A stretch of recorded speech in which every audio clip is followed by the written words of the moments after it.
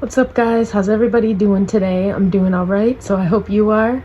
I haven't seen anything about rugby, so I really want to check this out because I don't even know what it's about. I don't know. I mean, I know it's kind of like football, except for they don't wear helmets, so that could be pretty interesting and scary at the same time.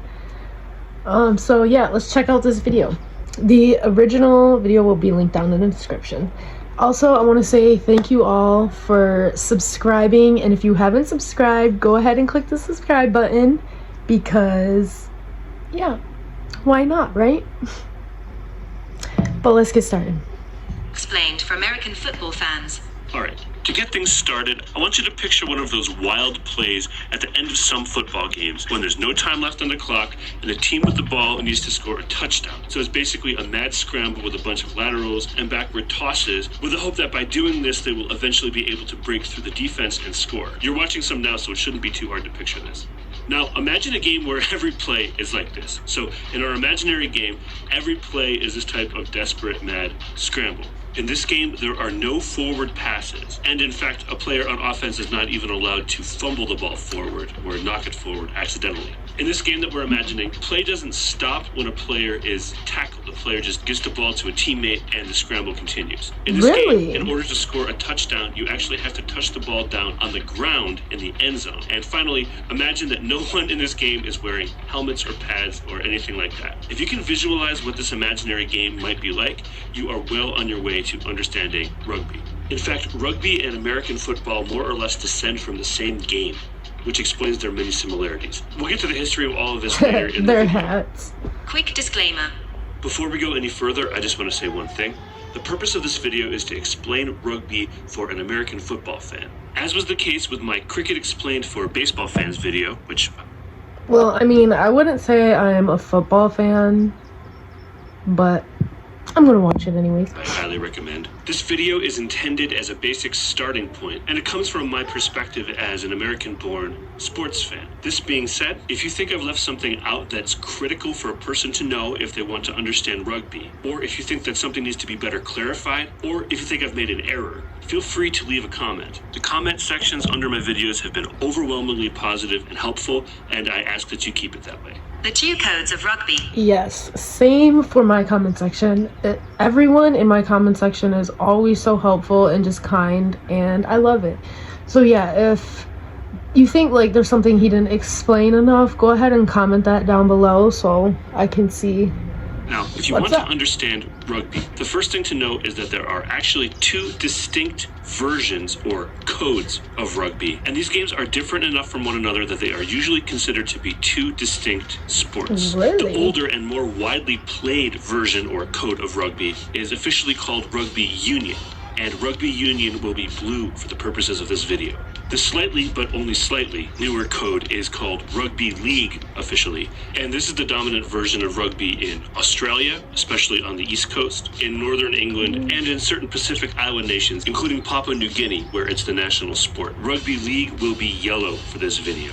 Each of these games generally goes by the simple name rugby when it's being played, and sometimes they use the even more generic term football. So it's important to know which version of rugby you're watching, because again, they are different enough from one another that they are essentially different sports. Now, in the United States, the predominant form of rugby is rugby union, and this is the game that most people are referring to when they just say rugby. And again, this is also the case internationally for the most part. Rugby league is much less common in the United States. In fact, Wikipedia says that there are only about 700 registered players in the U.S. However, international rugby league matches are shown regularly in the U.S. by at least one cable network, Fox Soccer Plus. So for some people in the United States, rugby league might be the only version of rugby that they have available to them on television. Because of this, and because I know this channel has an international following, and also because you might go to Australia and want to watch rugby and need to know what's going on, we're going to be covering both versions of rugby in this video.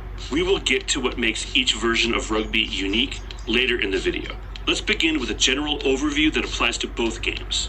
General overview. Rugby, in general, is a contact sport played without pads or helmets, contested between two teams of either 13 or 15 players, depending on the version of rugby. There are 7-a-side and 9-a-side versions of rugby. These are shorter and faster-paced versions of the game that are often played at festivals. Rugby is played on a field that is 100 meters long and at least 68 meters wide. So that's 109 yards long and at least 74 yards wide. The field has markings at various points, and the markings are different depending on the version of rugby being played.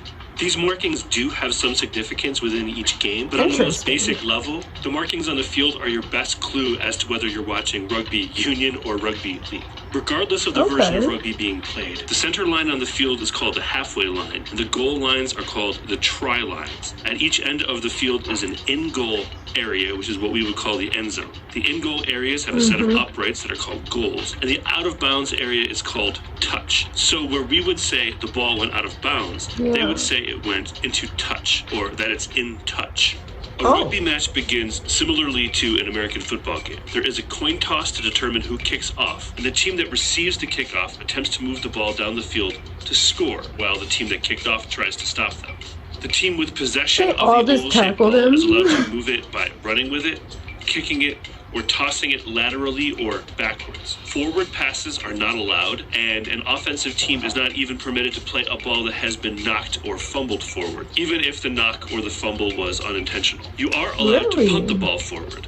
The punt is often used to clear the ball out, similar to the purpose of the punt in American football, but the punt is also used offensively in rugby, which makes it the closest thing to the forward pass in American football.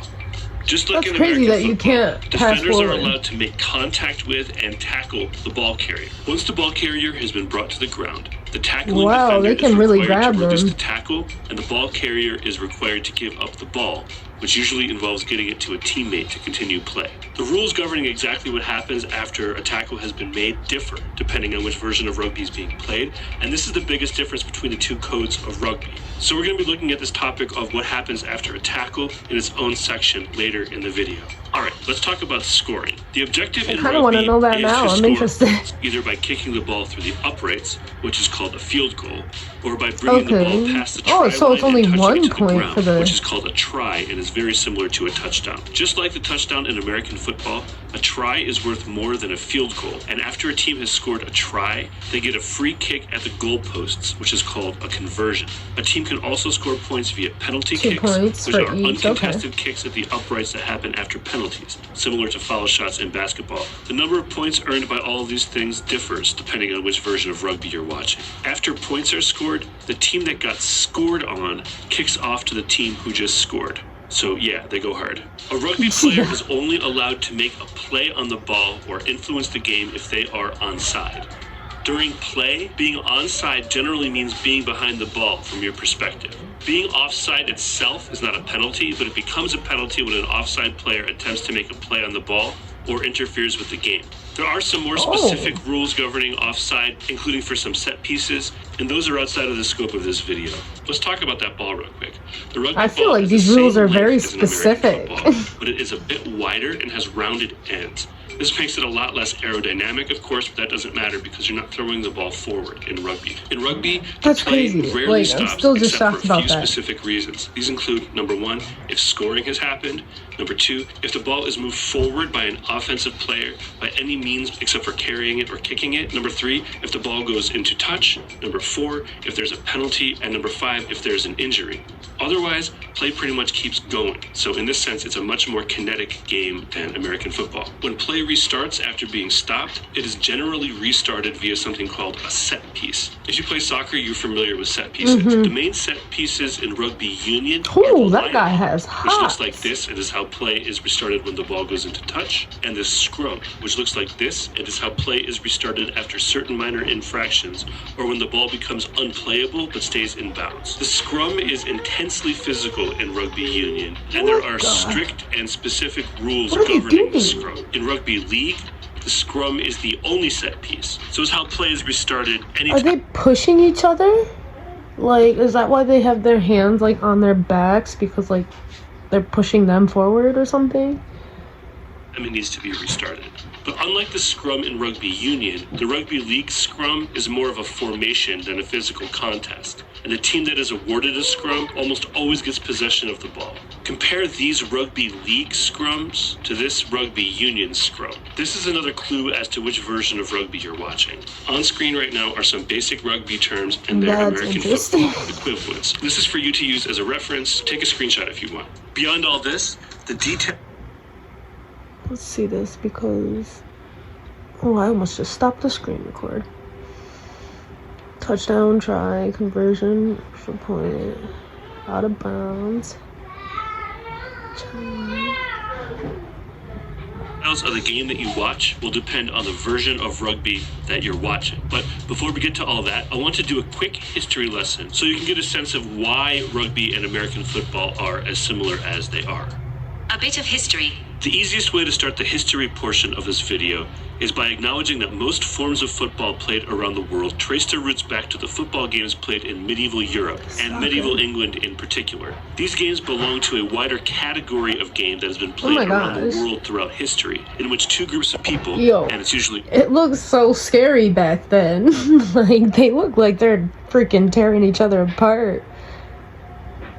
A large number of people compete with one another to kick, carry, and or toss a ball or other object into some sort of goal or across some sort of line or into some sort of goal area, almost always through violence. This type of game was already known by the name football in England by the 1300s, and the name football appears to have been in wide use by the 1500s. Today, these medieval games are often called mob football to evoke the chaos and anarchy that defined them. And football was often banned by kings and within various jurisdictions due to the destruction and injury that it brought.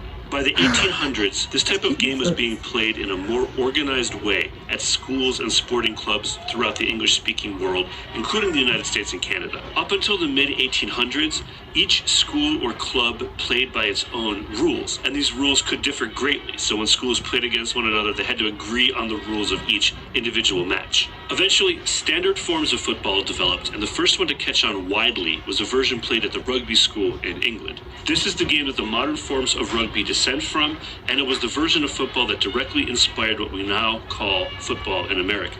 McGill University in Montreal was the first North American school to base their rules on rugby rules, which had been brought to Canada by British soldiers. Harvard University's football team then learned this version of football during a series of matches between the two schools in 1874. Rugby-style football soon spread to other universities, including Princeton, Yale, Tufts, Columbia, and the University of Michigan, and quickly became the most popular form of football in the United States. In fact, for the first few decades of American football, the terms rugby and football seem to have been used interchangeably, and when we look at the rule books from the time, we see that early American football resembled rugby much more closely than what we would identify as American football today. And even though American football has evolved into its own distinct sport, there are still some vestiges of its roots as what you could call a variation on rugby football. For example, we still call this a touchdown, even though we are long past the point where a player has to actually touch the ball down on the ground to score as they do in rugby.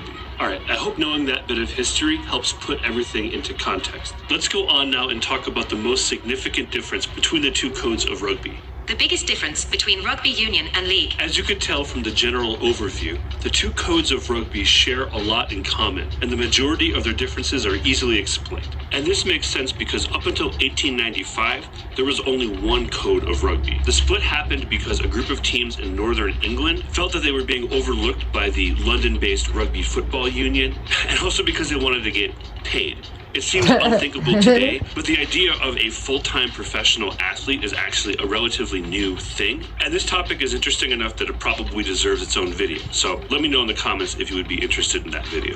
Anyway, so in 1895, that group of teams in Northern England created their own governing organization, which eventually became known as the Rugby Football League. And the two codes of rugby began evolving independently of one another.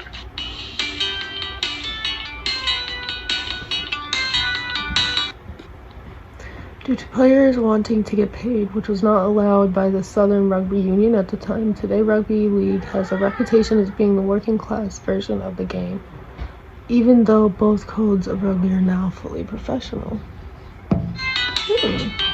Today, the two codes are different enough from one another that they are generally considered to be two distinct sports. We covered most of the differences between rugby union and rugby league already, but there's one difference. The uniforms definitely remind me of like soccer uniforms more than like football, because they have like cleats on. I mean, I know football players wear cleats, but they have like the high top cleats usually. So it looks more like soccer when like you look at the players.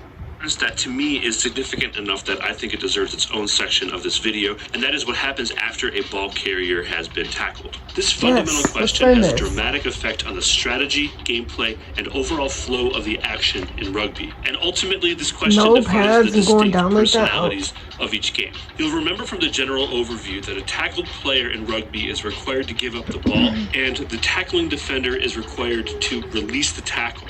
This applies to both rugby codes. What happens next is unique to each game. Let's get into it, and we'll start with rugby league, because rugby league operates much more like American football after a tackle.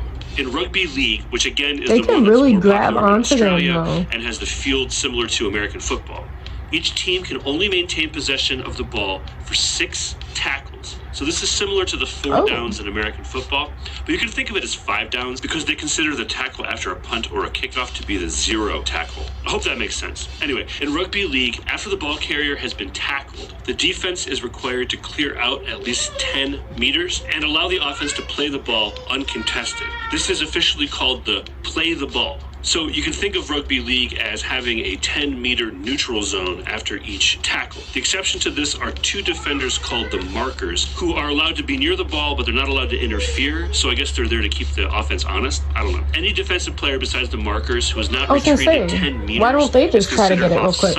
So they have to get onside before they're allowed to affect the game in any way. In rugby league, there are no first downs, so a rugby league offense has to score before its 6th tackle, or else it gives up possession. This means that if a team is on its 6th tackle and is not close to scoring, the team will usually just punt the ball away, like in American football. Right. The difference, of course, is that the punt is a live ball in any form of rugby. So if a member of the offense catches it, they can try to score or at least push the ball as far as possible on their final tackle, as opposed to American football where a team fully gives up possession by punting. If a team does not score and gets tackled a 6th time, they become the defense and have to clear out 10 meters so that their opponents can play the ball uncontested. Real quick, because I know it will come up in the comments, I will say that there are a few ways that a team can get a fresh set of 6 tackles, and those are outside the scope of this video. All right, now we're going to talk about what happens after a tackle. That's what I'm saying. Like, this is so specific. In rugby union, the ball is always live, and it's always able to be contested. So in rugby union, there's no concept of uncontested possession or downs, and there's no limit to the number of times an offense can be tackled